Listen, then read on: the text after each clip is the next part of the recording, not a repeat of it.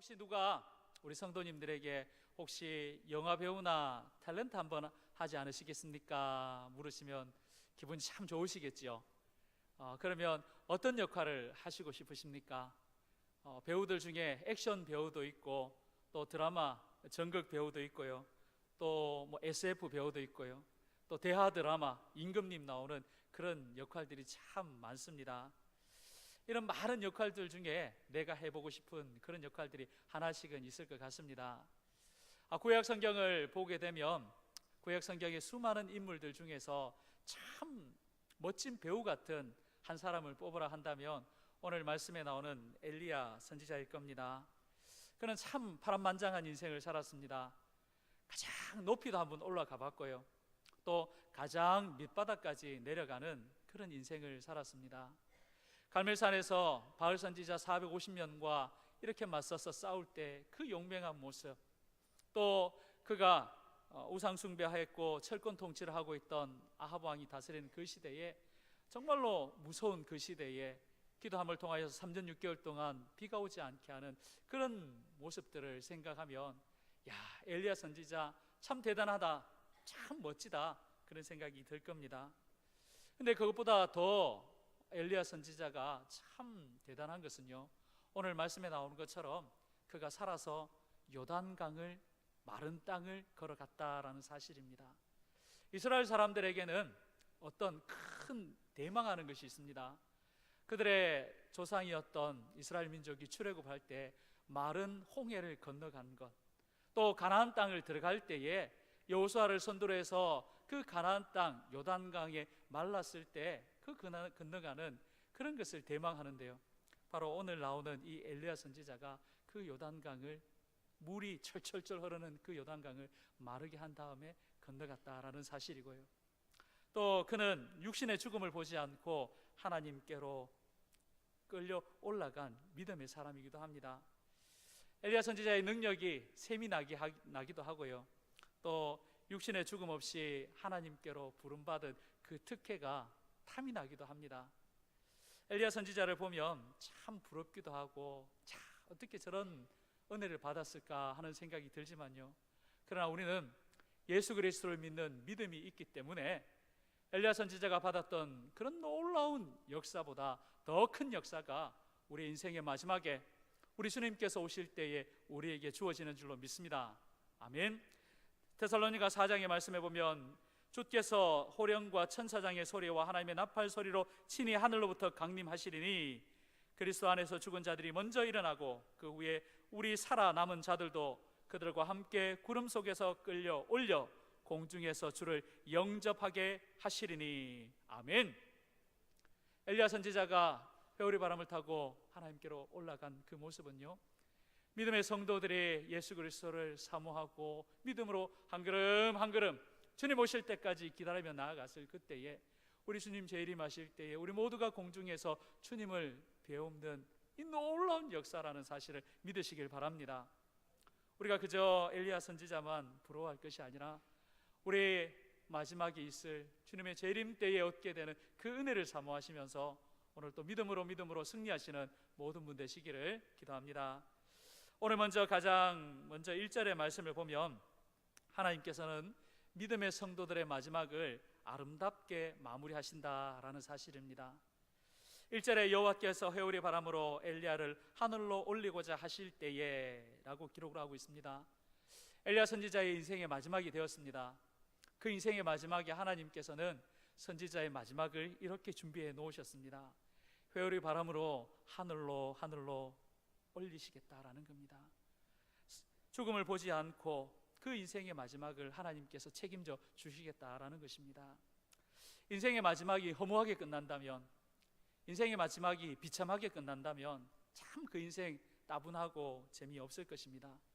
그러나 우리 하나님께서는 믿음의 사람 성도들의 마지막을 귀히 보시는 줄로 믿습니다.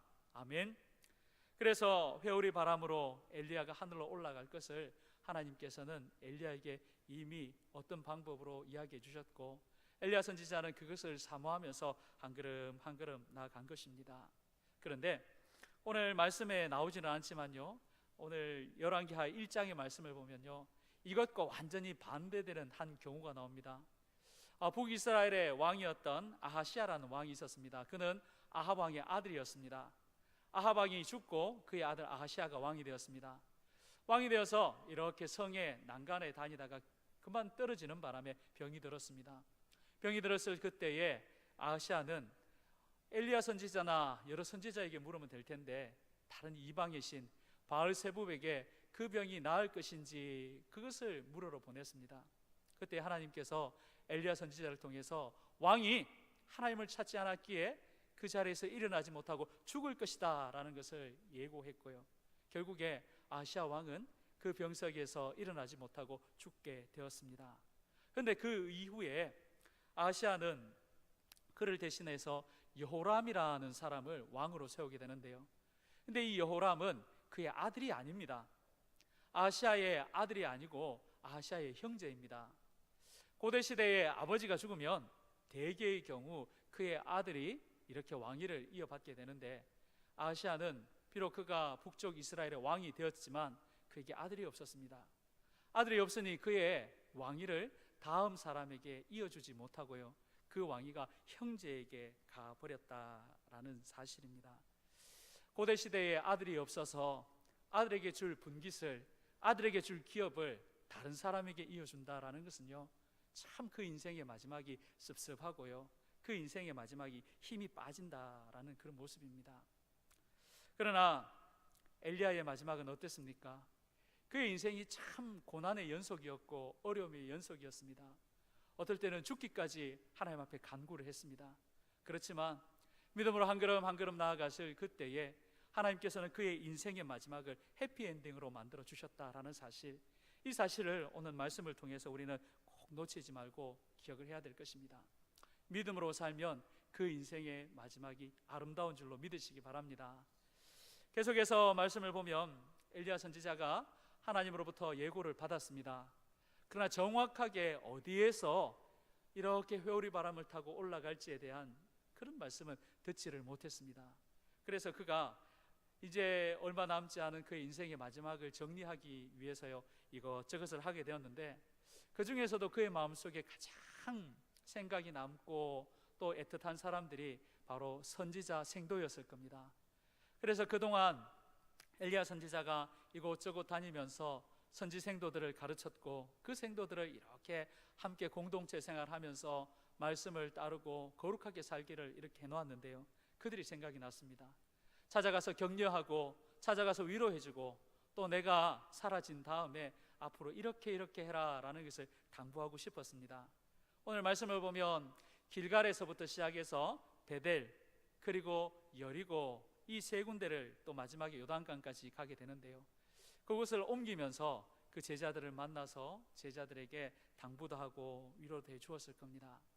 그런데 엘리야 선지자가 이곳을 옮길 때마다 혼자 간 것이 아니라 그의 제자 엘리사를 데리고 갔다라는 사실이 중요합니다. 혼자 그냥 다니면 될 텐데요, 그 뒤에 엘리사를 데리고 다녔습니다. 엘리사를 데리고 다녔는데 참 공교롭게도요, 엘리야 선지자가 길갈에서 베델로 떠날 때, 또 베델에서 여리고로 떠날 때, 또 여리고에서 요단강으로 갈 때, 그때마다 똑같이 했는 말이 있습니다. 엘리사야, 너는 여기 머물라.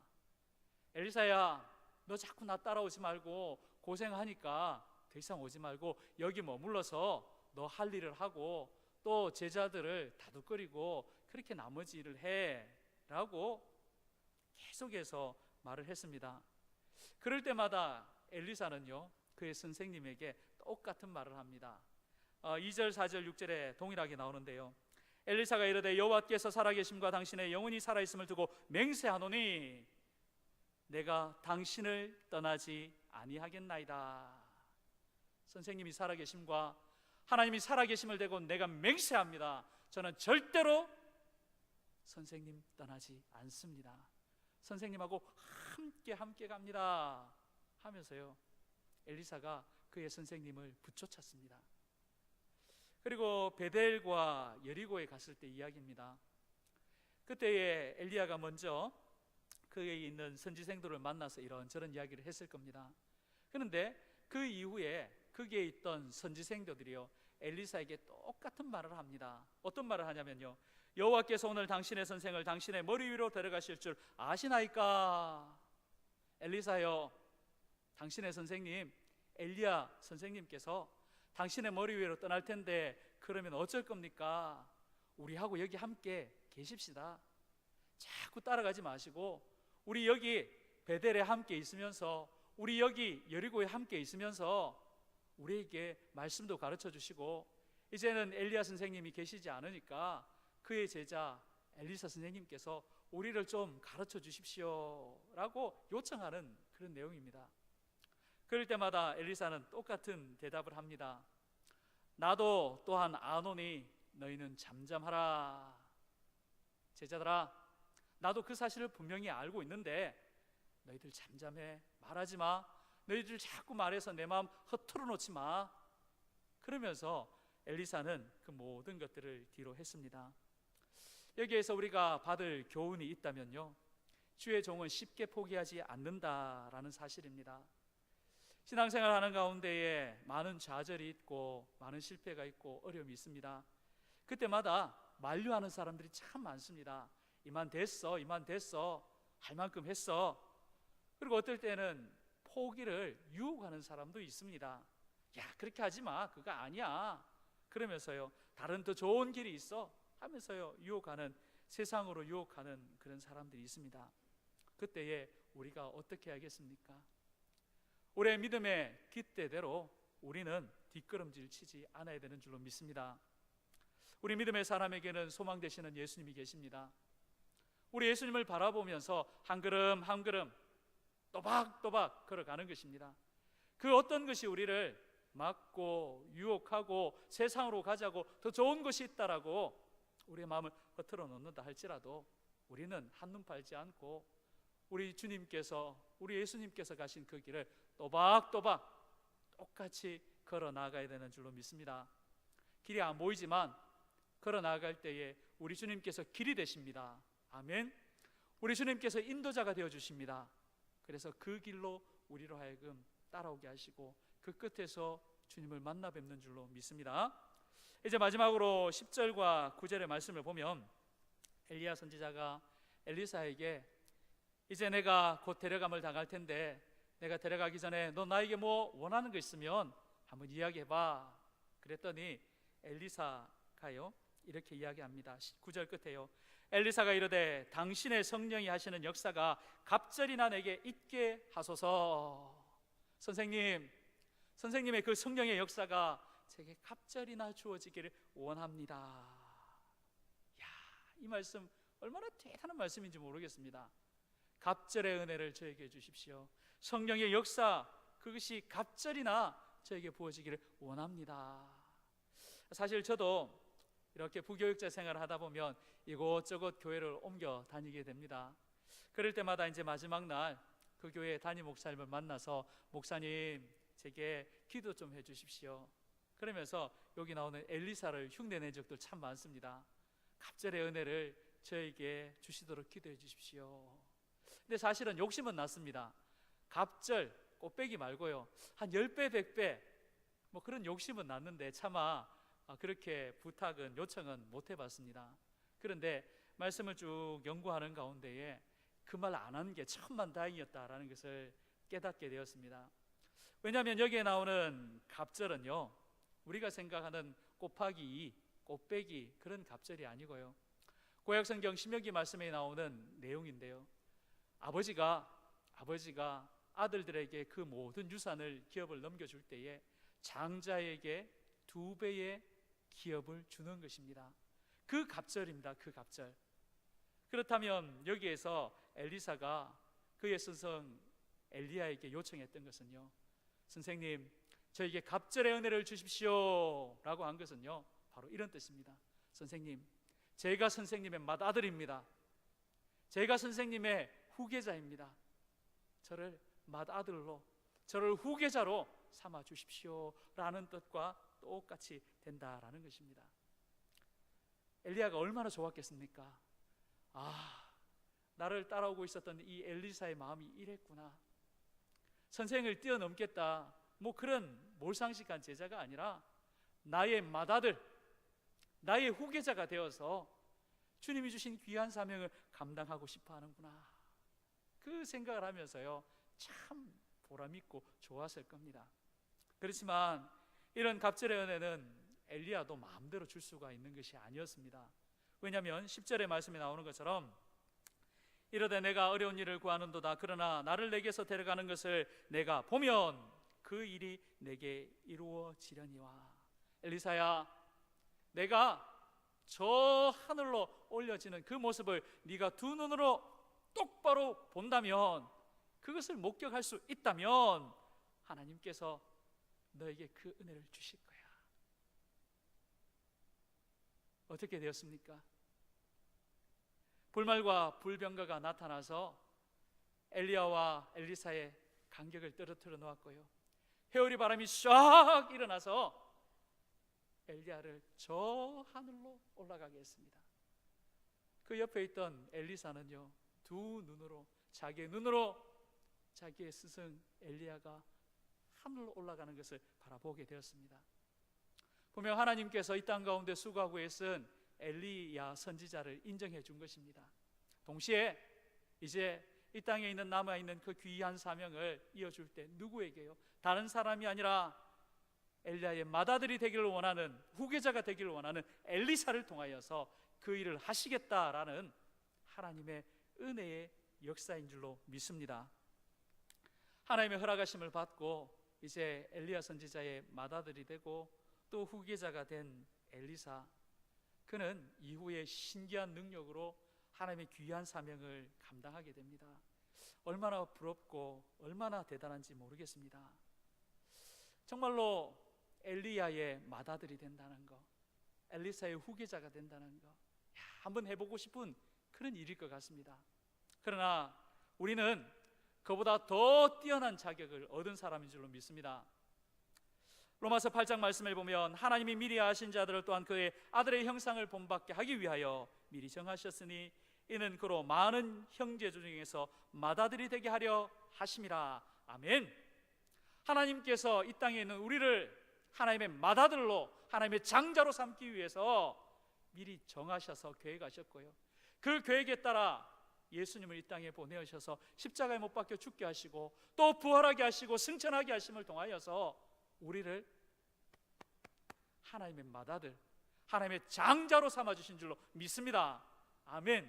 세상의 그 어떤 권세, 세상의 그 어떤 위치보다 가장 탁월하고 가장 복되고 가장 좋은 것이 하나님의 맏아들인 줄로 믿습니다. 아멘. 우리 모두가 맏아들입니다. 우리 모두가 하나님의 큰아들입니다. 그래서요 이 땅 가운데서 하나님의 귀한 사명을 감당하면서 살게 되는 줄로 믿습니다. 엘리야의 후계자였던 엘리사는 나중에 성경 말씀을, 이후의 말씀을 조금 더 보시면요 정말로 대단한 삶을 살았습니다. 하나님을 위해서, 또 쓰러져가고 흔들려가는 나라를 위해서 기도하며 엎드리며 하나님의 일들을 행하면서 그렇게 살았습니다. 그렇다면요 우리는 어떻겠습니까? 우리는 사람의 맏아들이 아니라 하나님의 맏아들이 되었습니다. 아멘. 그러면요 우리가 살아가야 할 길은 분명한 줄로 믿습니다. 예수님을 믿는 믿음을 통하여 하나님의 맏아들이 되기 때문에요 그냥 사는 것이 아니라 대단하게 살아야 되는 줄로 믿습니다. 또한 분명하게 살아야 되는 줄로 믿습니다. 아멘. 맏아들이니까요. 오늘 이 시간 예수님을 믿는 믿음을 통하여서 나를 맏아들 삼아주신 하나님 감사합니다. 맏아들로서 주님이 주신 귀한 사명을 감당하며 살겠습니다. 사모하시는 우리 모든 성도님 되시기를 간절히 기도하겠습니다.